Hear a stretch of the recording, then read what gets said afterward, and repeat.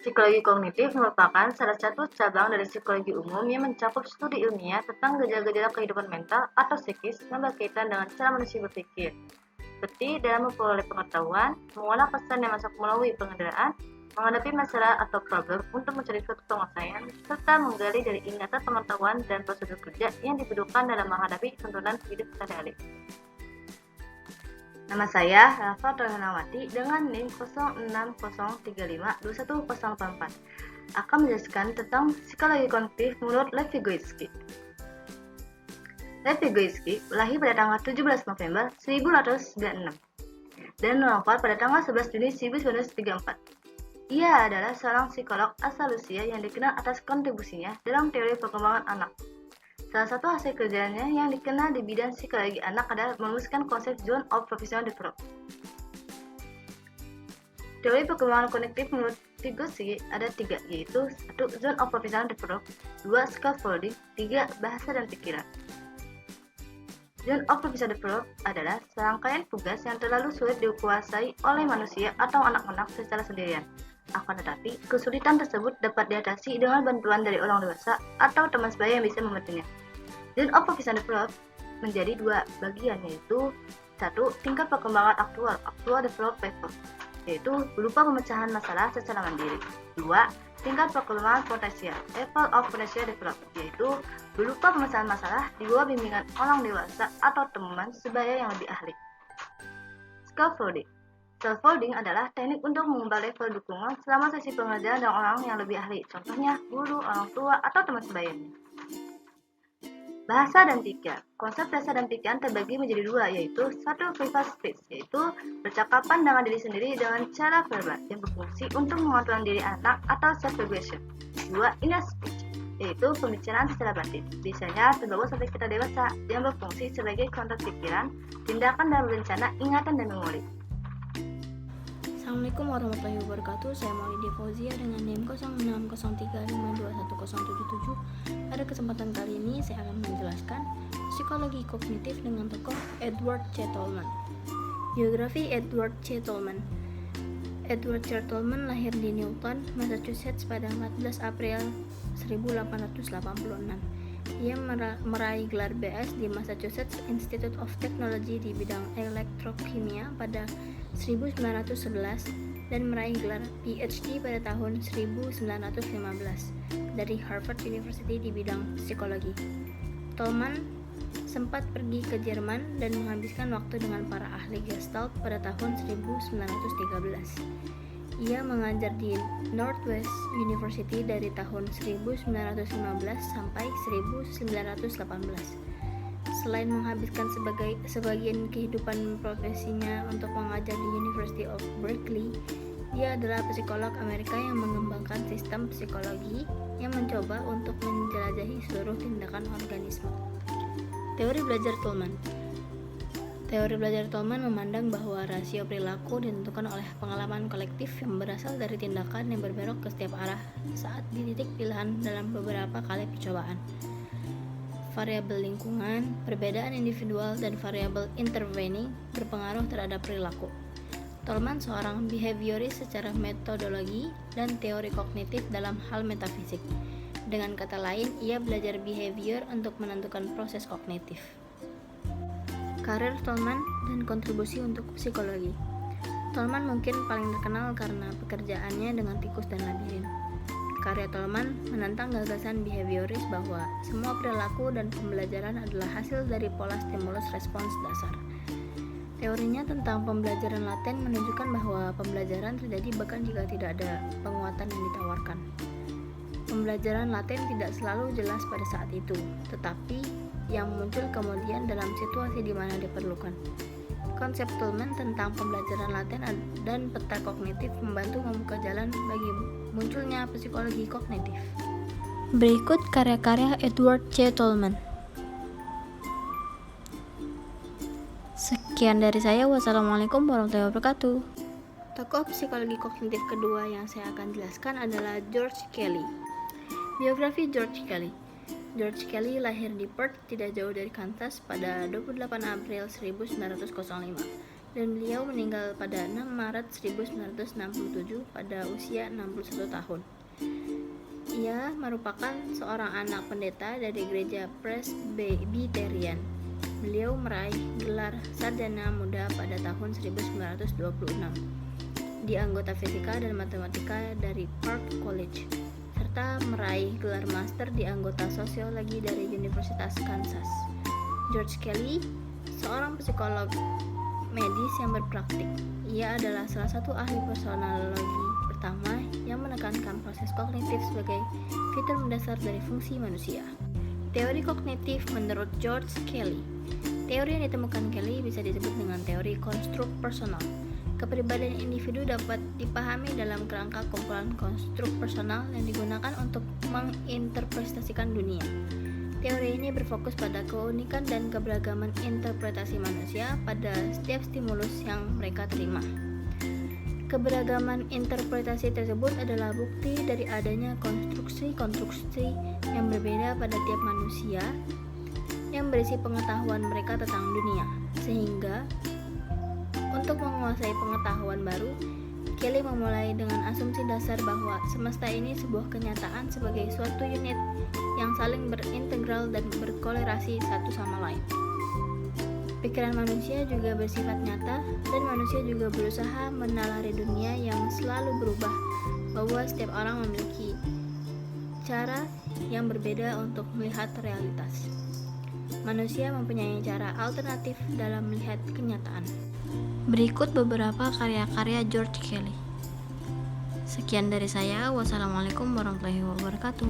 Assalamualaikum warahmatullahi wabarakatuh. Nama saya Rian Adam Kamila Ode dengan NIM 0603521091 akan menjelaskan psikologi kognitif dari Jean Piaget. Jean Piaget lahir pada 9 Agustus tahun 1896 dan meninggal pada 16 September tahun 1980.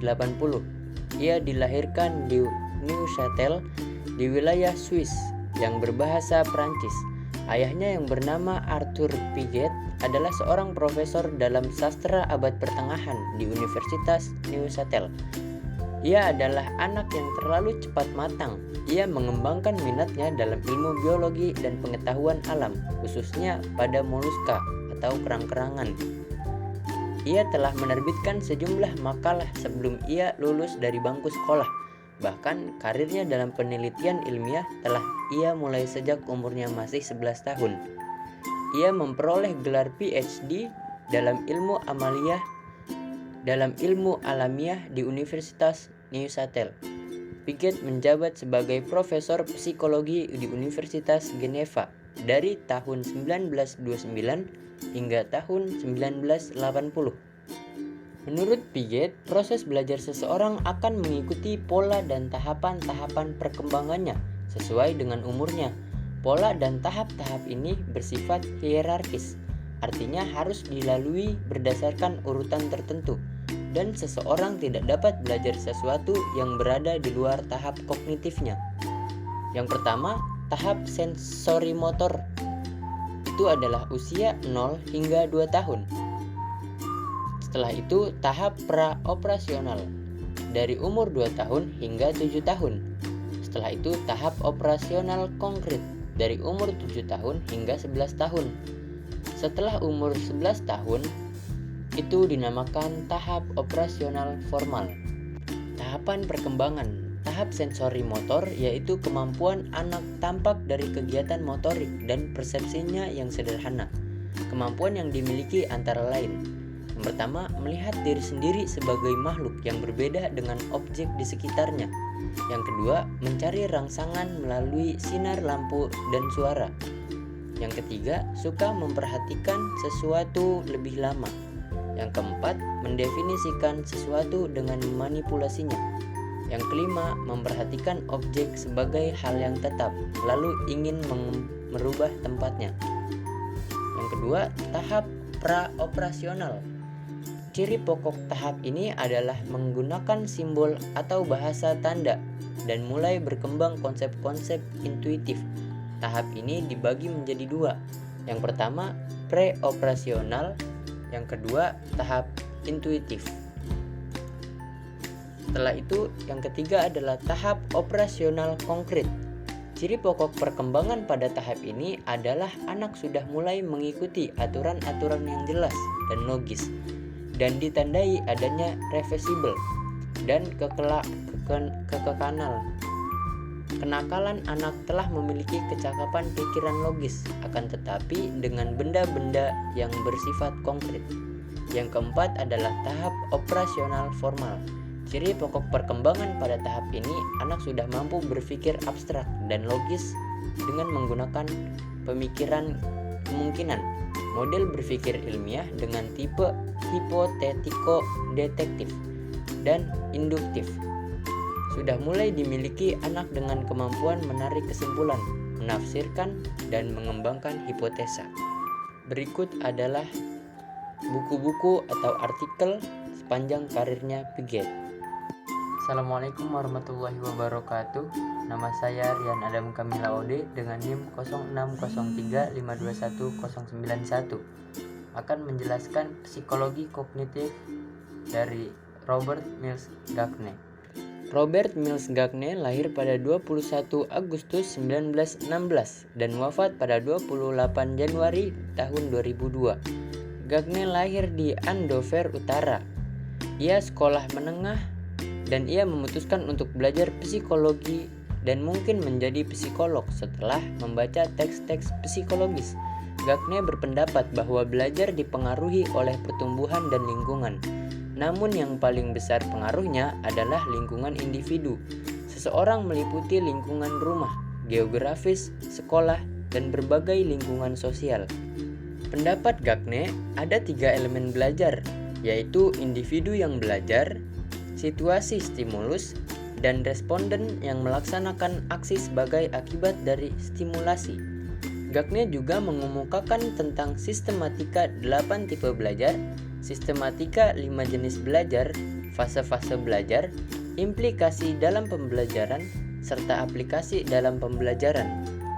Beberapa penghargaan yang didapat oleh Gagne, yaitu keanggotaan di PHI Beta Kappa, Sigma Xi, dan Akademi Pendidikan Nasional.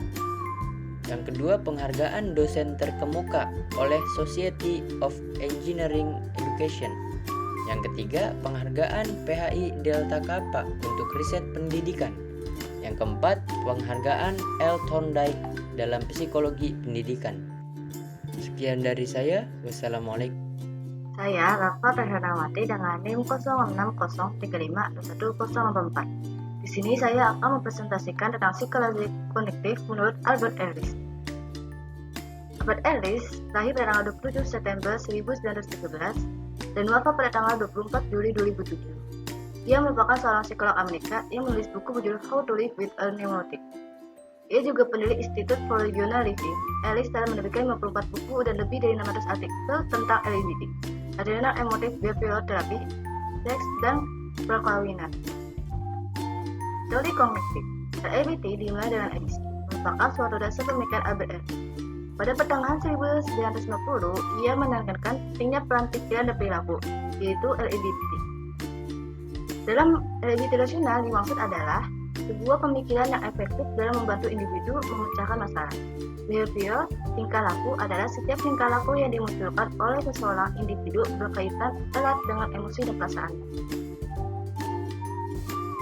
Ellis mengembangkan format ABC untuk menerangkan bahwa pikiran atau keyakinan akan mempengaruhi emosi dan tingkah laku, yaitu A.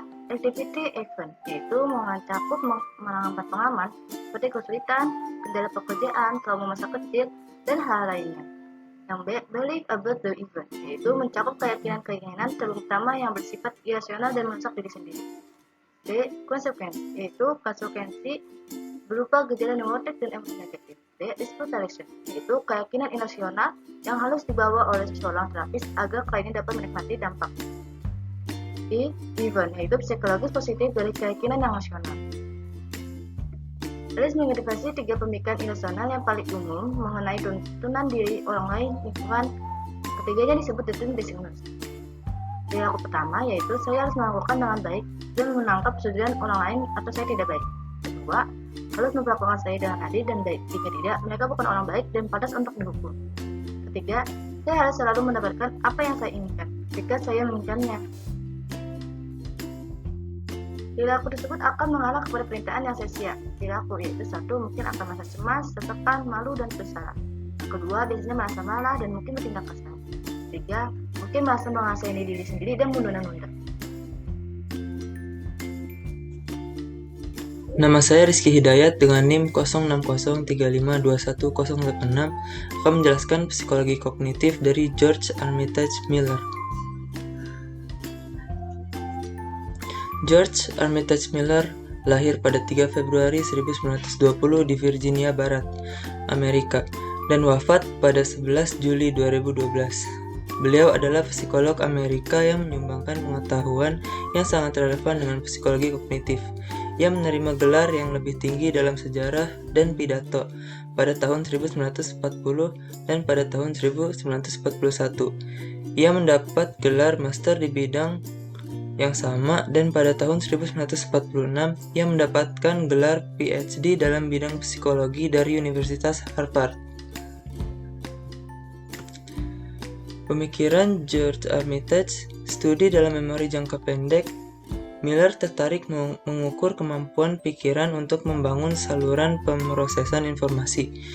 Dari penelitian yang dia lakukan, dia menyadari bahwa orang dapat dengan andal menghubungkan antara 4 dan 10 rangsangan berkelanjutan, misalnya suara, panjang garis, atau serangkaian titik. Orang biasa dengan cepat mengidentifikasi stimulus selama ada 7 atau kurang, dan dapat mempertahankan antara 5 dan 9 elemen dalam memori langsung. Dengan ini, ingatan jangka pendek manusia tidak terbatas, tetapi memiliki kapasitas umum untuk menyimpan hingga 7 informasi. Berikut ada karya unggulan George A. Miller, yaitu The Magical Number 7 plus or minus 2.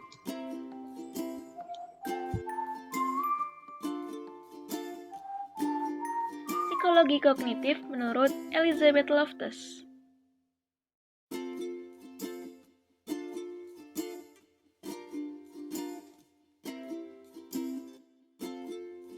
Loftus lahir pada 16 Oktober 1944. Ia dikenal seorang psikolog kognitif dan pakar memori manusia dari Amerika Serikat.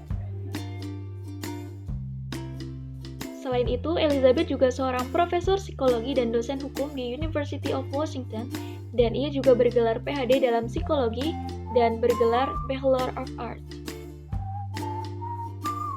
Selanjutnya, Loftus juga terkenal karena karyanya yang luar biasa tentang efek informasi yang salah dan ingatan saksi mata, serta penciptaan dan sifat ingatan palsu, termasuk ingatan yang pulih dari pelecehan seksual masa kecil.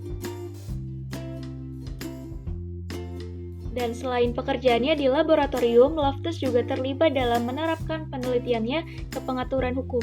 Ia telah memberikan kesaksian sebagai saksi ahli untuk ratusan kasus.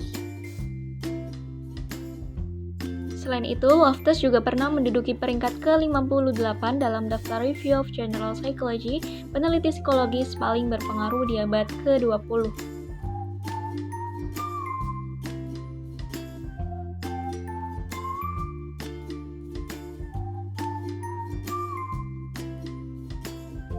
Elizabeth Loftus menyatakan dari hasil penelitiannya bahwa kita dapat dengan mudah mengubah sebuah kenangan, termasuk detail dari kenangan yang kita alami tersebut, dan kita juga dapat dengan mudah menanamkan sebuah kenangan yang sepenuhnya adalah palsu. Dan Elizabeth bersama rekannya melakukan eksperimen dengan apa yang mereka namakan loose in shopping mall. Intinya adalah beberapa sukarelawan diberikan memori palsu lewat beberapa induksi yang mengatakan bahwa pada saat kecil mereka pernah hilang di sebuah pertokoan dan ditemukan di sana. Mereka sangat meyakini itu bahwa dirinya pernah hilang pada saat kecil di sebuah pertokoan. Elizabeth menyimpulkan beberapa alasan kenapa manusia bisa lupa. Yang pertama, informasi hanya tersimpan di memori jangka pendek. Memori manusia terbagi menjadi 3. Ada memori sensorik, memori jangka pendek, dan memori jangka panjang. Pada awalnya, saat panca indera kita menerima rangsangan dari lingkungan, memori sensorik akan mencatatnya sebagai sebuah informasi. Kemudian, informasi-informasi tersebut akan disimpan ke dalam otak sebagai memori jangka pendek. Memori jangka pendek bertahan sangat singkat. Jika memori tersebut tidak dipertahankan secara aktif, maka memori ini hanya bisa bertahan dalam hitungan detik saja, yaitu sekitar 20-30 detik. Yang kedua, otak gagal memanggil ingatan yang tersimpan. Memori jangka panjang. Tapi, meskipun memori jangka panjang dapat kita ingat kembali dalam waktu yang lama, detail-detail rangkaian kejadian yang ada pada memori tersebut lama-kelamaan juga pasti akan terlupakan. Ada teori yang menjelaskan bahwa setiap memori yang disimpan di dalam otak akan membentuk jejak-jejak memori. Teori ini disebut dengan teori peluruhan. Menurut teori peluruhan, seiring berjalannya waktu, jejak-jejak memori ini akan memudar dan menghilang apabila kita jarang mengulang kembali memori tersebut. Akhirnya, otak pun gagal atau tidak bisa memanggil informasi yang kita inginkan. Selanjutnya, yang ketiga adalah adanya gangguan dari memori lain. Terdapat teori lain yang menjelaskan bahwa lupa tidak sepenuhnya disebabkan karena hilangnya memori yang tersimpan di otak, tapi dapat juga terjadi karena adanya gangguan atau interferensi dari memori lain. Nah, teori ini disebut dengan teori interferensi atau interference theory. Menurut teori tersebut, banyaknya informasi yang disimpan di otak membuat beberapa memori bisa saling bertumbuk satu sama lain. Akibatnya, kita jadi sulit mengingat sesuatu karena memori yang ingin kita ingat justru terganggu atau terhalang oleh memori-memori yang lain.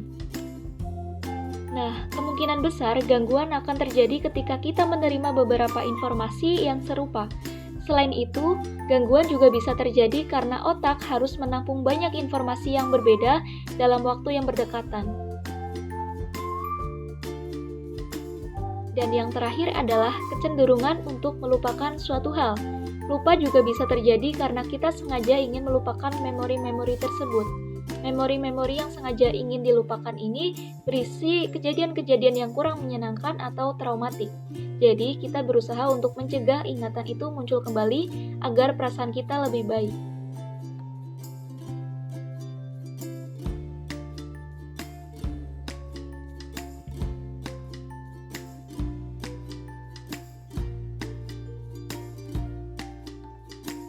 Sekian dan terima kasih.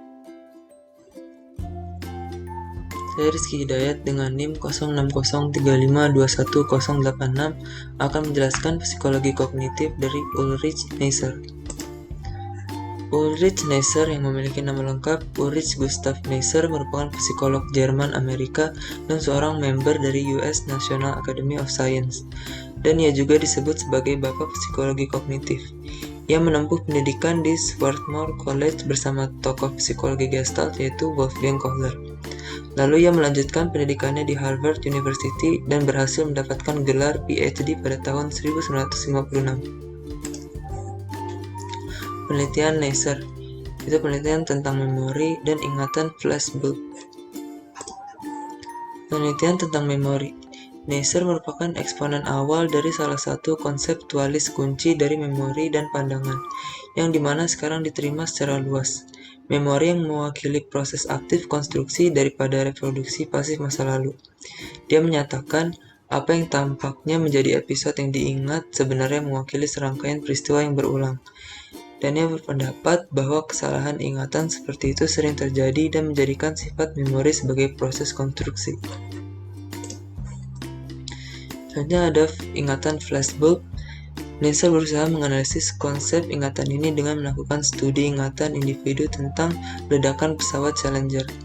Ia juga melakukan survei kepada siswa senior menggunakan survei yang sama untuk meneliti ketepatan ingatan mereka. Neisser menemukan kesalahan dalam ingatan para siswa ini. Dengan ini, Neisser menentang gagasan bahwa ingatan flashbulb hampir tidak memiliki kesalahan.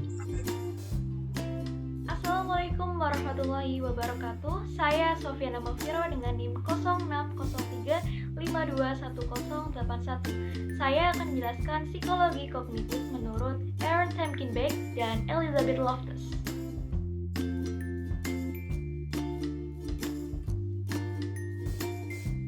Psikologi kognitif menurut Aaron Temkin-Beck.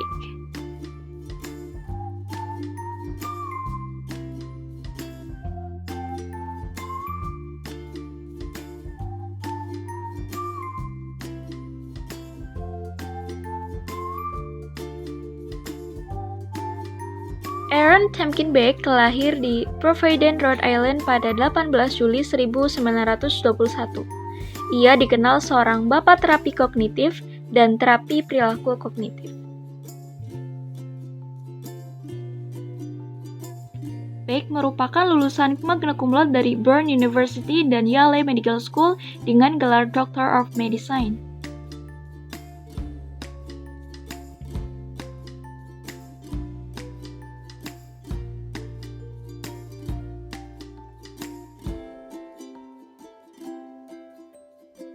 Beralih pada konsep pemikiran, Beck mengembangkan terapi kognitif dengan suatu pemikiran bahwa pengalaman-pengalaman yang dialami oleh seorang individu menghasilkan sebuah kognisi atau pemikiran-pemikiran.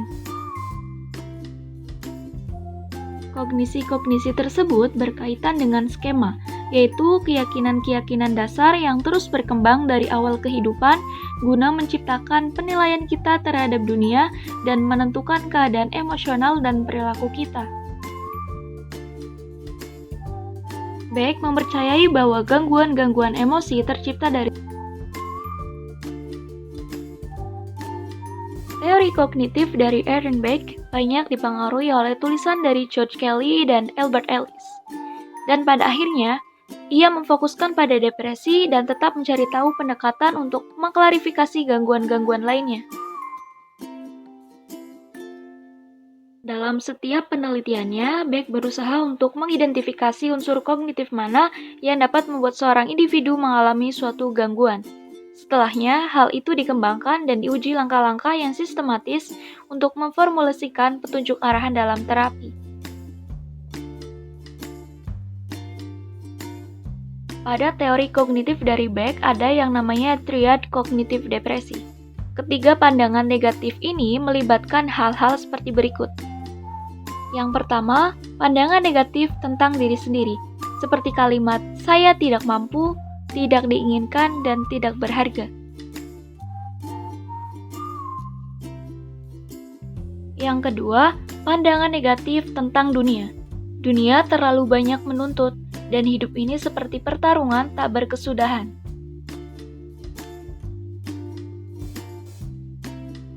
Dan triad kognitif depresi yang terakhir adalah pandangan negatif tentang masa depan, seperti kalimat "dalam hidup selalu ada penderitaan", dan itu terjadi kepada saya saat ini dan di masa depan saya.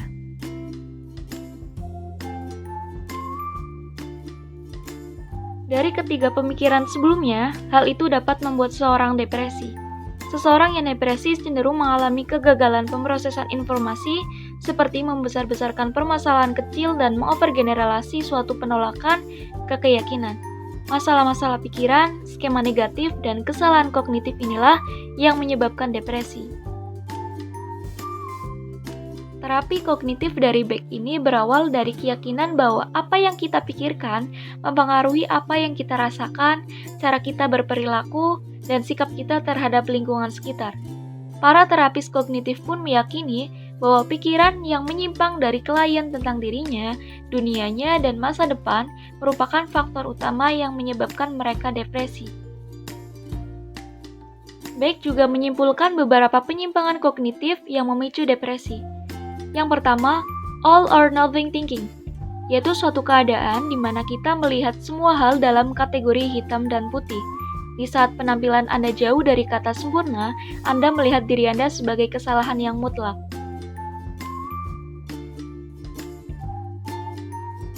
Yang kedua, overgeneralization, di mana saat Anda mengalami suatu peristiwa yang kurang baik, maka Anda menganggap hal tersebut sebagai sebuah kesalahan yang tidak ada ujungnya.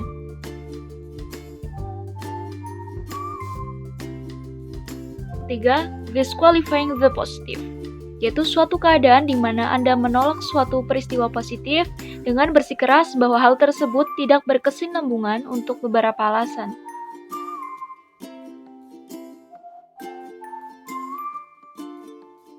Dan yang terakhir adalah emotional reasoning, suatu keadaan di mana Anda menganggap kalau emosi negatif Anda merefleksikan bagaimana segala sesuatu hal akan terjadi, seperti I feel it, therefore it must be true.